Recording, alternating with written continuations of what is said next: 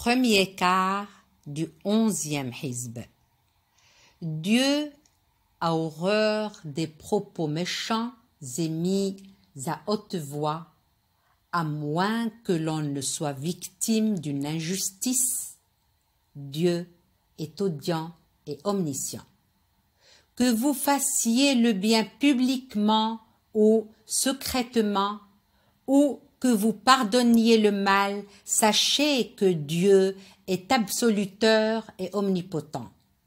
Ceux qui nient Dieu et ses prophètes, qui tentent de séparer Dieu de ses messagers en disant « Nous croyons aux uns et rejetons les autres », voulant ainsi se réserver une voie intermédiaire, ceux-là sont les véritables impies, et c'est à ces impies que nous avons réservé un châtiment avilissant. Ceux qui, en revanche, croient en Dieu et en ses prophètes, sans faire aucune distinction entre ces derniers, Dieu leur accordera leur rétribution, car il est clément et miséricordieux. Les gens des Écritures insistent pour que tu fasses descendre à leur intention un livre du ciel. N'avait-il pas demandé à Moïse bien plus encore quand il lui avait dit « Fais-nous voir Dieu face à face ».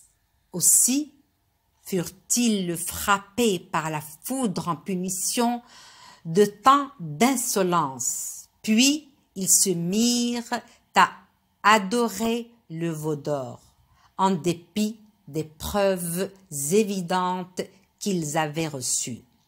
Nous leur pardonnâmes cependant leurs erreurs et nous dotâmes Moïse d'une autorité certaine.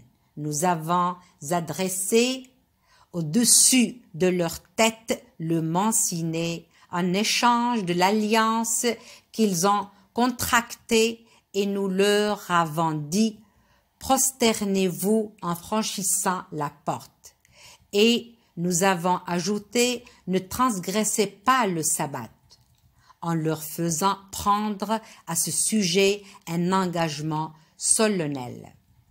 Mais qu'est-il advenu à leur engagement?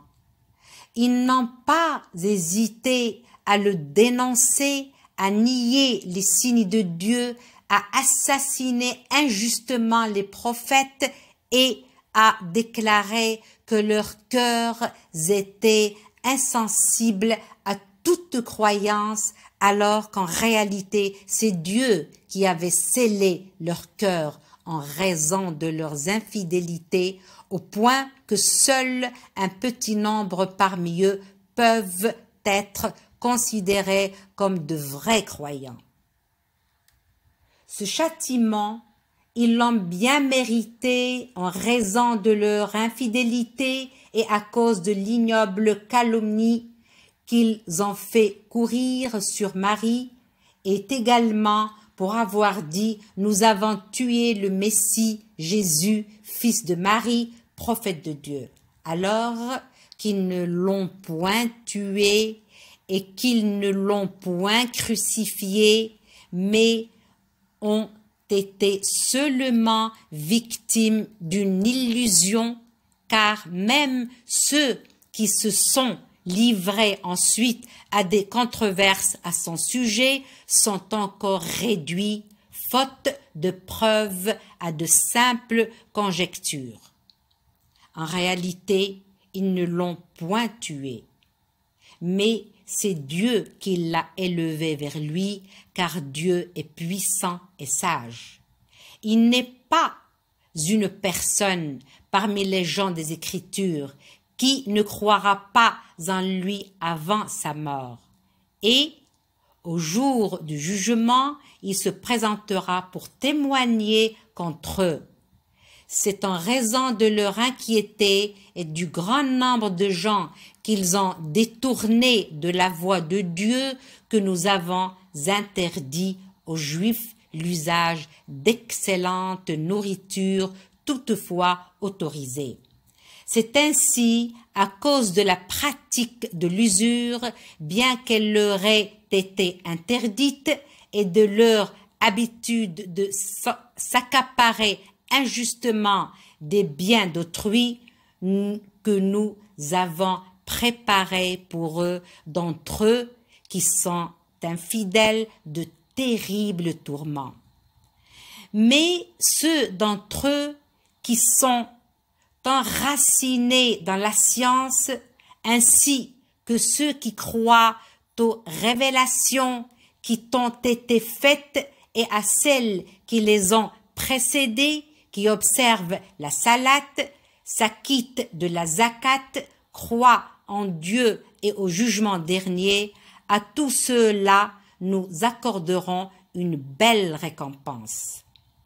Nous t'avons fait des révélations comme nous en avons fait à Noé et aux prophètes qui l'ont suivi, comme nous en avons fait à Abraham, Ismaël, Isaac, Jacob, aux apôtres des 12 tribus, à Jésus, Job, Jonas, Aaron, Salomon et à David, auxquels furent révélés les psaumes.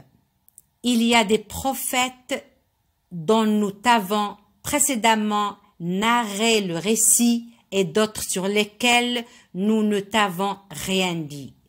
Il est certain que Dieu a adressé la parole de vive voix à Moïse. Tous ces prophètes ont eu pour mission d'annoncer la bonne nouvelle aux hommes et de les avertir afin qu'ils n'aient, une fois la mission des prophètes accomplie, aucune excuse à invoquer devant le Seigneur. Dieu est puissant et sage.